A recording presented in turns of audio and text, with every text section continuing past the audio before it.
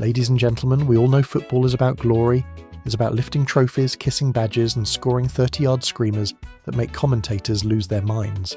It's about golden boots, Ballon d'Ors and statues outside the stadium. But that's the highlight reel. That's the shiny, polished, sponsor-friendly version of the game. Underneath all that success is a much, much funnier, darker and more pathetic layer. A layer of pure, unadulterated failure. This is the footballing hall of shame. The record book that no one ever wants to be in. These are the records that players, managers and entire clubs would pay millions to have scrubbed from the internet. The records for being the slowest, the fattest, the most suspended, the most sacked. You don't get a trophy for these. You get a lifetime of being the answer to a sarcastic pub quiz question. So forget the winners. Today, we're diving headfirst into the beautiful, bizarre and downright depressing world of the records you don't want to break. 1. The human wall, and we mean that literally. Right, let's start with a record that is, without a doubt, physically impossible to break in the modern game. The award for heaviest professional footballer goes to the legendary, and I mean legendary, William Fattie, Foulke. Yes, his nickname was Fattie. The 1890s were a different time. Foulke was a goalkeeper for Sheffield United and Chelsea at the turn of the 20th century, and at his peak, this 6'4", 1.93 shot stopper weighed 152 kilograms. That is 335 pounds. This man wasn't just a goalkeeper, he was a strategic blockade. He was a one-man defensive structure. Forget parking the bus, Foulke was the bus. And the most insane part, he was brilliant. This wasn't some sideshow gimmick. The man won the First Division title in 1898 and played for England. How do you even game plan against that? You can't go through him. You can't go around him. You'd have to chip him. And even then, he'd probably just have to lean over to catch the ball. Stories from the time are magnificent. He'd apparently snap crossbars on purpose to get games postponed. And my personal favourite, he once got so angry at a referee's decision that he chased the poor official off the pitch and into a broom closet. Imagine that. You blow your whistle for a soft penalty and a 152-kilo giant starts rumbling towards you with murder in his eyes. You're not showing him a red card, you're updating your will. Today, players get crucified by the media if their body fat percentage ticks over 10%. Ronaldo, o fenomeno, was called fat at the end of his career, and he was still nearly 40 kilos lighter than Foulke. This is one record that is staying in the history books forever, mostly because modern sports science would have a collective aneurysm. 2. The subterranean magician. From the impossibly large, we go to the impossibly small.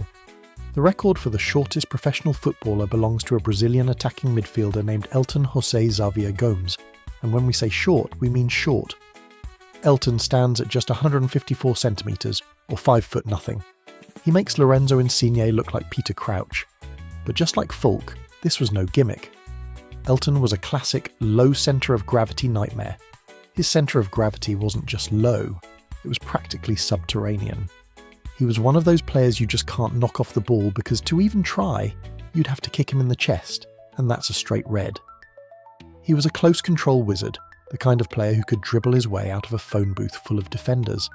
He built a 2-decade career, becoming a cult hero in the Middle East. They nicknamed him Elton Arabia, and he won things. He was the key player who led Al Fateh to their first ever Saudi Professional League title in 2013, even scoring the winner in the Super Cup. He was their main man, their technical genius, proving that in football, it doesn't matter if you're 152 kilos or 154 centimetres. If you've got the magic in your boots, you play. Though let's be honest, one of them had a much easier time on the beep test.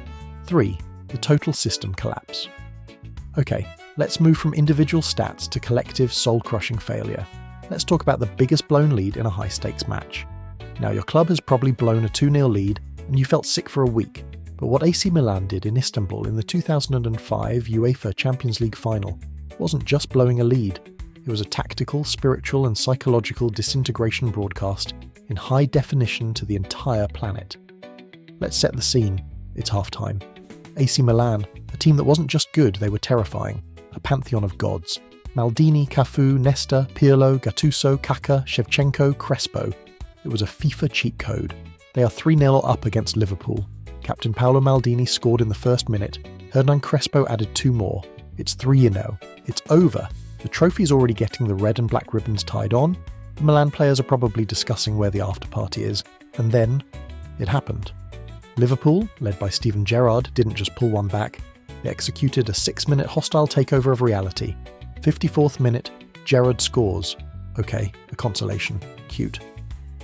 56th minute, Schmeisser scores. Wait, what? No, that's not funny.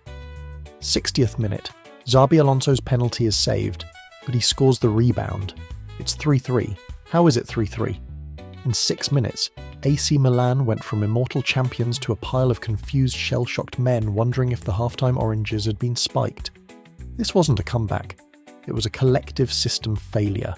A glitch in the matrix. Liverpool, of course, went on to win on penalties after Jerzy Dudek did that double save. This wasn't just a loss. This was the creation of a permanent scar. You can't even say 3-0 to an old-school Milan fan without them breaking out in a cold sweat. It is the undisputed benchmark for choking on the world's biggest stage. 4. The blink and you'll miss it cameo. Some players work their entire lives just to get on the pitch for a professional match. They dream of that moment, stepping over the white line, hearing the crowd. And then there's Serge Djiehoua. This man holds the undisputed, unbeatable record for the fastest red card in professional football history. The year is 2013. The game is a Greek second division match. Djiehoua is a striker brought on as a late substitute for his team, Gilfeiras, who are losing to Olympiacos Volo. His manager probably pointed at him and said, "Go on, son, make an impact, change the game." And to be fair, he did. The whistle blows for the substitution. Djiehoua sprints onto the pitch, full of energy. He runs towards the play. An opposing player gets in his vicinity. Djiehoua, clearly in a rush, decides to just elbow him in the face. An off the ball, completely unnecessary, get out of my way elbow. The referee, who was probably just as confused as everyone else, immediately blows his whistle and shows him a straight red card. The total time from Djiehoua stepping onto the field to him being sent back off? 3 seconds. He didn't touch the ball. He barely had time to register what stadium he was in. He was on the pitch for less time than it takes to read this sentence. His teammates, the ones who had just high-fived him on the sideline, just look at him in disbelief. That's not just a record. That is a masterpiece of inefficiency. You have to try to get sent off that fast. It's almost impressive. He made his impact all right. Just not the one the manager was hoping for. 5. The man who lived in an airport. In football, loyalty is everything. We talk about one-club men like Totti, Maldini or Giggs with a kind of religious reverence. They are the symbols of stability. And then, there is Nicolas Anelka. Anelka holds the record for being football's ultimate high-end nomad. The man who hated unpacking. He wasn't a player, he was a collection of baggage receipts. This wasn't some lower league player bouncing around on free transfers. This was one of the most gifted, explosive and moody strikers of his generation. And he was permanently transferred 12 times, playing for 12 different elite clubs. Just try to follow this career path. It's exhausting. He's drafted by PSG, he's so good he's immediately poached by Arsenal, he's so good at Arsenal, he wins the PFA Young Player of the Year and then secures a world record fee trade to Real Madrid. He's at Real Madrid for 1 year before deciding, nah, and getting traded back to PSG. PSG loans him to Liverpool. Liverpool don't keep him, so he's traded to Manchester City. After City, he's traded to Fenerbahce in Turkey. After Turkey, he's traded back to England with Bolton Wanderers. After Bolton, he's traded to Chelsea, where he actually stays for a bit and wins the Premier League Golden Boot. A normal human being, having just won the Golden Boot at a top club, might think, this is it, I'll settle down. Not Anelka, that would be boring. After Chelsea, he kicked off his world retirement tour, signing for Shanghai Shenhua in China, getting loaned to Juventus, and then finishing his career as a player-manager for Mumbai City FC in the Indian Super League. This man wasn't building a career, he was collecting air miles. He treated top-flight football like a continental breakfast buffet, just trying a little bit of everything before getting bored and moving on. 6. The benchmark for utter hopelessness. We've all seen bad teams, we've all watched our own clubs put in performances that make you want to stare at a blank wall for 3 hours. But your club, no matter how bad it gets, is not this bad.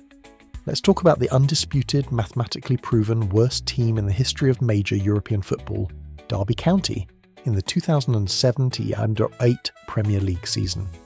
Calling this a failure is an insult to failures. This was a 38-game-long public execution, a 9-month statistical nightmare. Let's just read the stats. 38 matches played. 1 win, 1 singular. They beat Newcastle 1-0 in September, and then apparently just decided that was enough for the year. 29 losses, 89 goals conceded. They finished the entire season with 11 points. 11. That's not just relegation, that is a cry for help. That's the kind of points tally that makes you wonder if they were actively trying to lose. They were officially mathematically relegated on March 29th.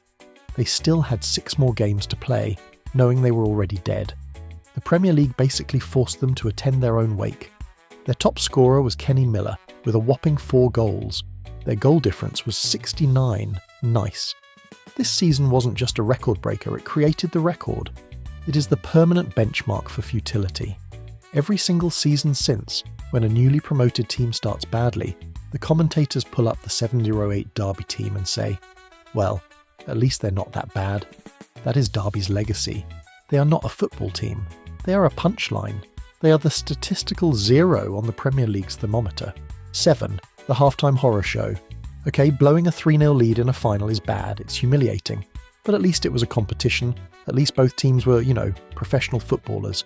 Which brings us to the 2002 FIFA World Cup qualifying match between Australia and American Samoa. This wasn't a football match. This was a statistical crime scene. This was what happens when you accidentally put the difficulty on beginner and just hold down the sprint button. American Samoa had issues. Their entire senior squad was ineligible. Their U20s were mostly at high school exams. So they were forced to field a team of junior players, some of whom had reportedly never played a full 90-minute game before. Australia, meanwhile, was a team of seasoned pros. The result was inevitable. But the scale of it is what boggles the mind. By the time the referee blew the whistle for half-time, the score was 16-0, 16-0. What do you even say as a manager at that point? Right, lads, we're 16-0 down. Let's go out there and try to keep it under 30. What's the game plan? Hope for a meteor? It's the most extreme example of a mid-match dominance in history. It's not just a blown lead, it's a lead that has been atomized, launched into space, and erased from existence. They went on to lose 31-0, which is the official world record, but the halftime score is almost worse. It's the moment the realization hits that this isn't just a loss, it's an existential crisis. The final score is just the tombstone. The 16-0 halftime deficit was the long, painful, 45-minute-long fall. 8. The art of consecutive failure. Losing one game is bad. Losing 5 in a row gets a manager sacked. So what do you call losing 20 in a row? Welcome to Sunderland, a club that holds the Premier League record for the longest, most pathetic, and most impressively consistent losing streak in history. This is a special kind of awful. It's a failure so monumental it had to be split across 2 different seasons. That's commitment to the craft. It started at the end of the dreadful 2002-03 season. The team, managed by Mick McCarthy, decided to close out their campaign by losing their final 15 league games. A perfect, unbroken run of misery that saw them finish dead last with a pathetic 19 points. They were relegated, obviously, but the streak waited. It lay dormant. 2 years later, in the 2005-06 season, Sunderland heroically clawed their way back to the Premier League. Their triumphant return, a fresh start, new hope, and they immediately lost their first 5 games. They picked up right where they left off. It was like they never left. The total streak, 20 consecutive Premier League losses. This is the football equivalent of falling down a flight of stairs, taking a 2-year nap, and then immediately falling down the next flight. They finally broke this historic run of ineptitude in September 2005 with a 1-1 draw. Not a win, a draw. And they were probably relieved. Spoiler, they finished that season with a new record low of 15 points and were relegated again. This wasn't just a losing streak. This was a generational curse. 9. The silver medal specialist. Look, getting to one major final is the achievement of a lifetime for most players. Getting to 11 of them means you are an undisputed world-class generational talent. It also means you have 11 chances to have your heart publicly ripped out of your chest. Nobody knows this pain more than Javier Mascherano. Mascherano, the warrior, the leader, the beating heart of Argentina and Barcelona's midfield, also holds the crushing record for the most major club and international finals lost by a single player. He played in the 11 major finals. He lost the majority of them. The man's trophy cabinet is basically haunted. The real pain, the deep soul-crushing stuff, came with his national team. He lost the 2014 FIFA World Cup final to Germany. He lost the 2004 Copa America final to Brazil. He lost the 2007 Copa America final, also to Brazil. He lost the 2015 Copa America final to Chile. He lost the 2016 Copa America final, also to Chile. That is 5 international finals. 5 times he got all the way to the end, and 5 times he had to watch the other team celebrate. At the club level, he even managed to lose the 2007 Champions League final with Liverpool against AC Milan, who were clearly using up all their good final karma after Istanbul. This is a man who won everything with Barcelona. He's got Champions League medals, he's got La Liga titles. But his career is also a monument to being the ultimate nearly man on the biggest stages. He has a record that no winner ever wants, the most silver medals. 10. The volume shooter, who mostly missed. This is a tricky one. How can you be one of the greatest goal scorers of all time and also hold the record for, well, not scoring? Welcome to the Cristiano Ronaldo paradox. To become the all-time leading goal scorer in the history of men's football, with over 870 official goals, you have to do one thing more than anyone else. Shoot. You have to shoot from everywhere. 30 yards out? Shoot. Tight angle? Shoot. 3 defenders on you? Shoot anyway. And when you do that for 20 years, you're going to miss a lot. As of 2024, Cristiano Ronaldo has officially recorded more missed shots than anyone else in tracked professional football history, with a tally soaring past 3,000. 3,000 missed shots. That is an entire career's worth of goals for a normal striker, just in misses. For any other player, this would be a record of inefficiency. It would be proof that they're selfish, wasteful, and need to pass more. But for Ronaldo, it's the opposite. It's the source code of his genius. This isn't a record of failure. It's a record of relentless, pathological, superhuman ambition. It's a testament to confidence so unshakable that 3,000 no's didn't matter. He just reloaded and went again, knowing the next one was the one that mattered. He is the king of you miss 100% of the shots you don't take. And also, the king of missing about 75% of the ones you do. 11. The 90-minute vanishing act. There's having a bad game, and then there's what Alexandre Pato did on August 12, 2017. It's the season opener, hopes are high. You've got your star signing, the one-time golden boy of Brazil, the man who dazzled at AC Milan. He's playing for Tianjin Quanjian in the Chinese Super League, and he's supposed to be the main man. And for 90 minutes, he just imploded. This wasn't just a case of he couldn't find the net. This was a case of he couldn't find the stadium. Pato played the full 90 minutes and decided apparently to attempt a world record for the most spectacular kind of uselessness. He had 10 shots at goal. 10. That's a massive volume. That's a striker who is trying to score. That's hat-trick or bust territory. His final stat line? 10 shots. And 0 shots on target. 0. He didn't test the keeper. He didn't hit the woodwork. He didn't force a single save. He spent an hour and a half firing rockets into the stands, at the corner flags, and presumably at several low-flying birds. His passes misfired. His touches were like a bouncy castle. It was a 90-minute highlight reel of how not to play football. His team got hammered 3-0, and Pato became the first star forward in CSL history to have that many attempts in an opener with absolutely nothing to show for it. This is the kind of game that breaks your FIFA controller. You're mashing the shoot button, and the ball is just going everywhere. Pato was living that in real life, in front of thousands of people. It wasn't just a bad start. It was a statistical masterpiece of inefficiency, a perfect, unblemished monument to pure, unadulterated failure.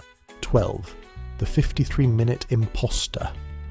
Okay, all the records so far have been about actual professional footballers who were just unlucky or slow or really, really bad at penalties. This record is about a man who wasn't a professional footballer at all. This is the bizarre, hysterical and legendary tale of Ali Dia, the man who holds the record for the shortest and weirdest career in Premier League history. The year is 1996. Southampton manager Graham Souness is desperate for a striker.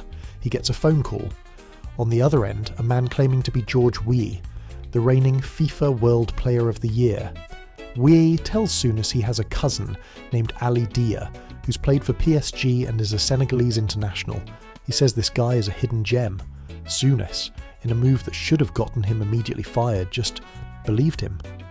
He signed Dia on a 1-month contract without ever seeing him play. Dia gets put on the bench for a league match against Leeds United. Then, after 32 minutes, club legend Matt Le Tissier gets injured. Souness, remembering his star signing, points at Dia and tells him to warm up. What happened next was pure, unadulterated comedy. It was immediately, painfully, hilariously clear that Ali Dia had never played professional football. He might not have ever played football. He was, as Le Tissier later described, like Bambi on ice. He just ran around, aimlessly. He had no position. His first touch was a tackle. His passes went into the crowd. He was just a contest winner who had somehow found his way onto the pitch. After 53 minutes of this chaos, which was 52 minutes too long, Souness realised he'd been scammed. In the ultimate humiliation, he substituted the substitute and pulled Dia back off the pitch. Dia was released 14 days later. He disappeared, his 53-minute Premier League career over. It remains the single greatest con in sports history. A man with zero talent faked his way into the richest league in the world, and all it took was one very, very dumb manager. 13. The master of the dark arts. Some players collect goals, some collect assists. Sergio Ramos collects cards. No player in the 21st century is more synonymous with the dark arts of defending, which is a polite way of saying kicking people really, really hard, than Sergio Ramos. This man's disciplinary record isn't just a part of his game, it is his game. He holds the all-time record for the most yellow cards in the history of La Liga, 171, the Champions League, 40, and the Spanish national team, 24. But yellow cards are for amateurs. Let's talk red cards. Ramos has been sent off approximately 30 times in his career. That is astronomical. It's second all-time globally only to Gerardo Bedoya, a Colombian midfielder who collected 46. But Ramos is the undisputed king in major European leagues. Ramos gets red cards for everything. Two-footed lunges, professional fouls, elbows in the air, dissent, sarcastic applause, just looking at a referee the wrong way. He is a walking, breathing disciplinary hearing. And here's the most infuriating part for his opponents. It worked. This wasn't just mindless aggression, it was tactical aggression. It was the engine of his entire career. He was the captain of Real Madrid and Spain. He won 4 Champions League titles and a World Cup. He proved that if you are that good, and that intense, and that willing to walk the line, the rules become more flexible. He didn't just play the game, he intimidated it into submission. His record isn't a list of failures, it's a 300-page manifesto on how to win, at all costs. 14. The 12-yard heartbreak. There is no lonelier, more agonising walk in sports than the walk from the centre circle to the penalty spot. It's a binary test of nerve, hero or goat, and when it comes to sheer volume of failure from 12 yards, one of the greatest to ever play the game is at the top of the list, Lionel Messi. Yes, that Lionel Messi. Because he has taken on that walk and that responsibility for his entire career over 150 times, he has also racked up the misses. Messi has failed to convert from the penalty spot over 30 times in his career, placing him right at the top for the most total penalties missed by an elite player. Image: Messi missing the penalty in the 2016 Copa America final. And these aren't just in 4-0 blowouts. These are high-stakes, career-defining moments. He's missed in Champions League semi-finals. He's missed in World Cup matches. And most painfully of all, he missed in the 2016 Copa America final shootout against Chile, a miss so devastating it caused him to briefly and emotionally retire from international football. It's almost comforting, isn't it? Knowing that the man who is arguably the most perfect footballer in history is demonstrably bad at one thing. His record is a weirdly humanising testament to his own courage. He keeps stepping up. He keeps taking the ball, knowing he might miss, knowing the world is watching, and knowing the memes are coming. It's a record born from pure, unfiltered bravery, which somehow makes the failures even more spectacular. 15. The glacier-paced genius. Finally, let's talk about a record for the modern age. In an era obsessed with 38km sprints, high presses, and athletic monsters, one man stood tall and very, very still. The award for slowest player in recent memory has to go to the giant German World Cup winner Per Mertesacker. Mertesacker, Arsenal's big, friendly German, was a beautiful paradox. He was a 6'6", 1.9 centre-back who moved with the deliberate, unhurried grace of a cruise ship making a three-point turn. While the fastest players were hitting speeds of 38 km/h, Per's recorded peak was reportedly closer to 28 km/h. That is not a sprint. That is a vigorous jog. Arsenal fans affectionately called his laboured runs the Mertesacker Mile, and yet he was brilliant. Why? Because he was a genius. His entire career was a defiant stand against the need for pace. He didn't need to be fast because his brain was. He read the game so well he'd already positioned himself to intercept the pass before the opposing striker even started his run. He famously said, "I tried to prevent the runs before they happened." He was playing 4D chess while everyone else was playing FIFA. The ultimate testament to this was the 2017 FA Cup final. He'd barely played all season. He was rusty, old, and still agonisingly slow. He was put in to start against a blistering fast Chelsea, who were league champions. It should have been a massacre. Instead, Mertesacker put on a flawless, dominant, man-of-the-match-worthy clinic. He organised the defence, he nullified Chelsea's speed, and he won the cup. It was a final glorious victory for the football brain over raw athleticism. 16. The cursed, the broken, and the banned. Finally, let's pour one out for the players who hold records just for being, well, profoundly unlucky.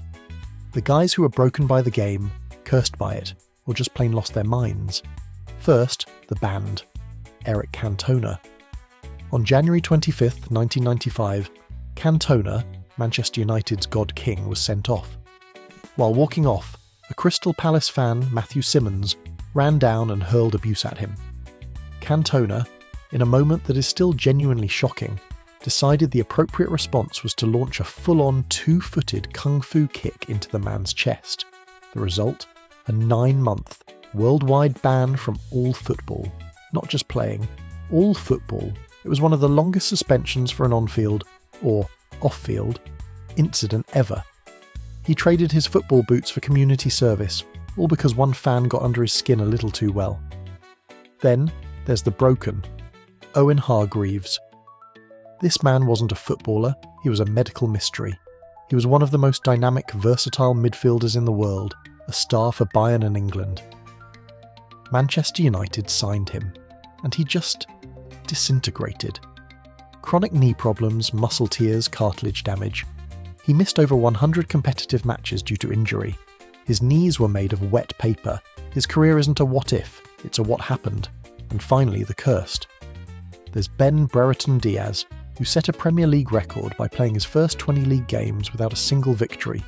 He was scoring goals, but his teams just could not win. There's Gareth Barry, the ultimate marathon man. He holds the record for most Premier League appearances, and also the record for the most defeats by a single player, with 266 losses. That's not his fault.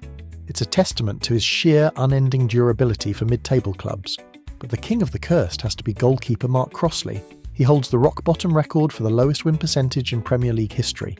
From 242 appearances, he won only 21% of the time. He was a loyal, reliable keeper who just happened to be a statistical magnet for failure. So there you have it. The glory, the pain, and the pure weapons-grade incompetence. Basically, football is just expensive, high-speed chaos. Subscribe so you don't miss the next disaster.